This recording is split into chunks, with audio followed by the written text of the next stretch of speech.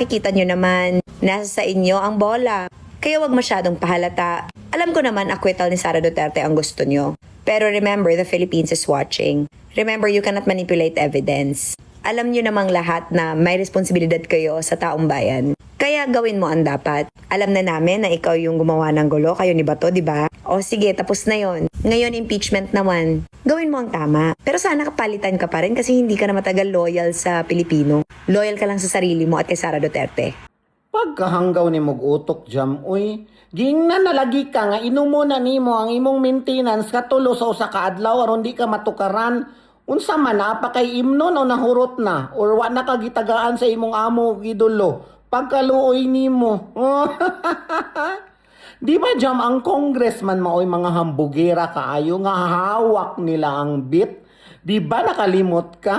Unya nga nung maingon naman ka nga hawak sa Senado ang bola. Dili na bet, bola na pod. Agoy, ginawa ko pagkahawd, yun mo mag-apil-apil jam, no?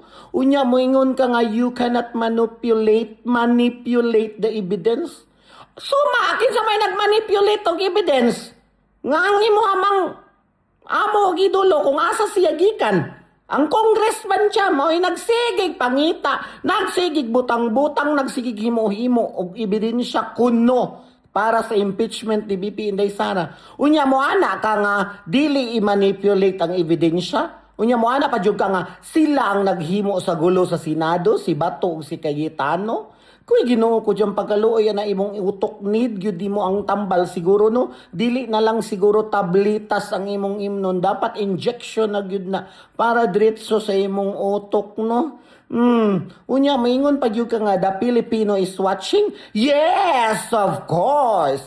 The Filipino is watching kay nahigmata na ang mga Pilipino sa tanang kabuang aning mga amaw nga mga politician nga way laing plano kundi ang pagpangawat og ang ilang gusto nga manantili sa pwesto.